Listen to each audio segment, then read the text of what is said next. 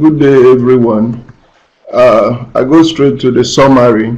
The availability of counterfeit drugs in developing countries, including Nigeria, where we carried out a study, may have significant impact on national disease and economic burden.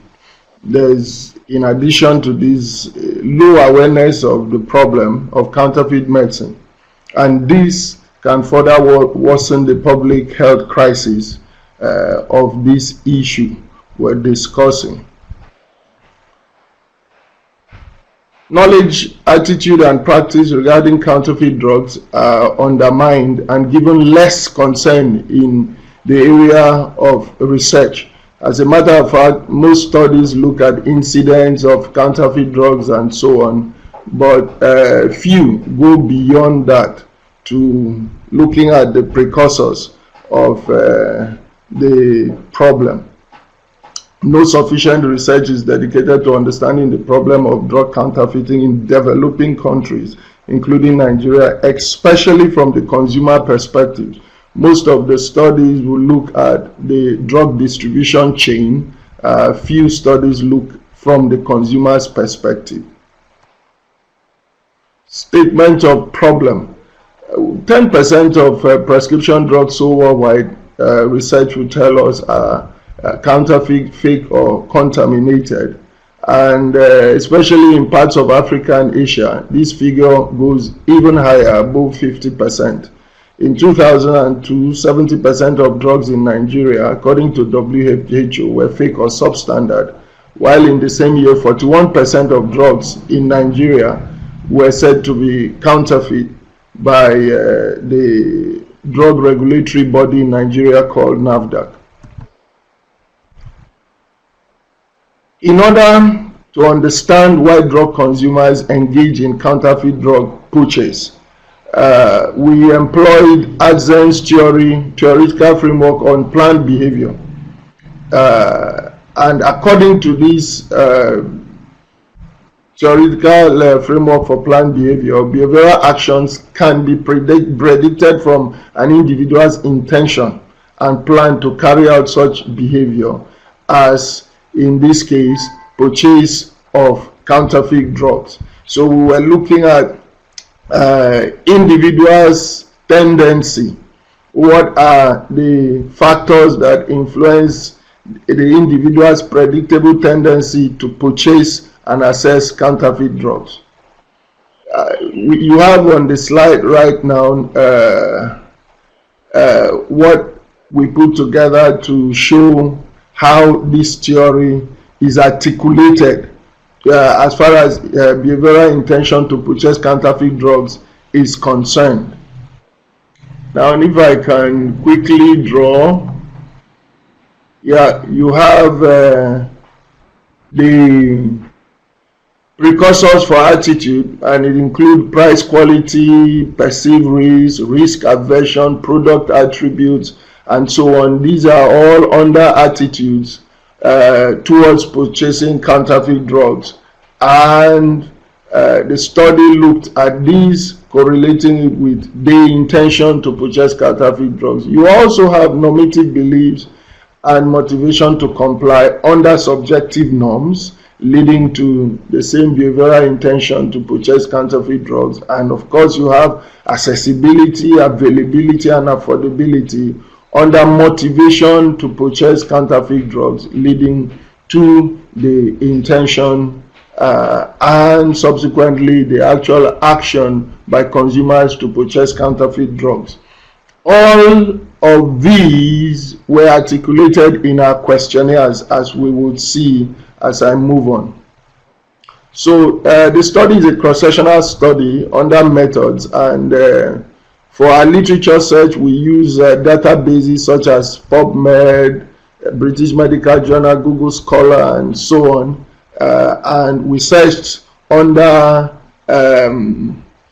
search themes like cross-sectional descriptive study, counterfeit drugs, factors affecting influencing purchase of counterfeit drugs, prevalence of counterfeit drugs in Nigeria. Of course, we looked at a certain crossover state and Bekwara, the rural community where this study was carried out, and then theory of planned behavior, amongst others. The study, like I had mentioned earlier, employed pre-tested questionnaires for data collection to ensure validity and reliability, and we use SPSS to analyze.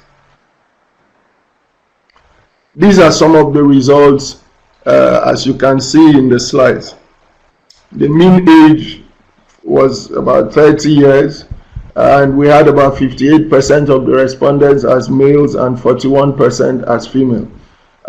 One important finding was that majority of the respondents reported the cost of drug as frequently used means of identification of counterfeit drugs in the community.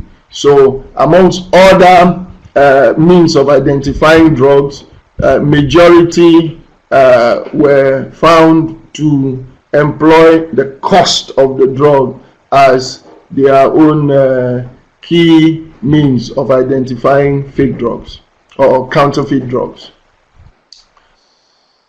Okay, then also respondents perceive associated risk of counterfeit drugs include unexpected side effects, allergic, about 14%, allergic reactions, about 16%, worsening of their conditions, about 20%, death, about 19%, and overdose, about 8.1%.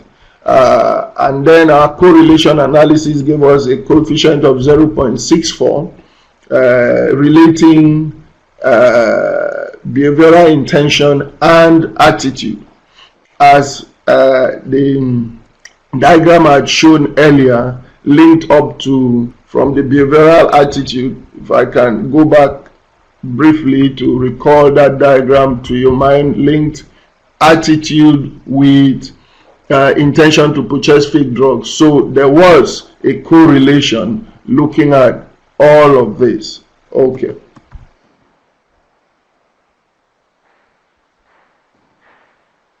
For subjective norms, there was also a correlation, even though at the significance of 0.05, analysis showed that it wasn't significant. There was also an observed significant relationship between behavioral intention and motivation. The coefficient here was about 0.52. Now, if I can go back briefly again, so we got a correlation between attitude and intention to purchase fake drugs. We got also a significant correlation between motivation and intention to purchase fake drugs, counterfeit drugs. But for the subjective norms, even though there was a correlation, it wasn't significant.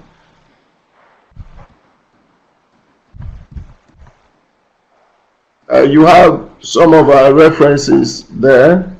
I just move on. In conclusion, the involvement of consumers in the community in the fight against fake drugs is often neglected. Drug consumers mainly use cost of drugs as a means of identification of counterfeit drugs, and drug consumers' behavior and intention and attitude towards counterfeit drugs are all correlated. The present study established a need to empower the consumers in the community through awareness and educational interventions to enable them identify counterfeit drugs in the community and report them appropriately. There's also a need to carry out further research using a larger sample size for effect, and there is a need to replicate this study from the drug distribution stakeholders' perspective as a complementary study. Thank you very much.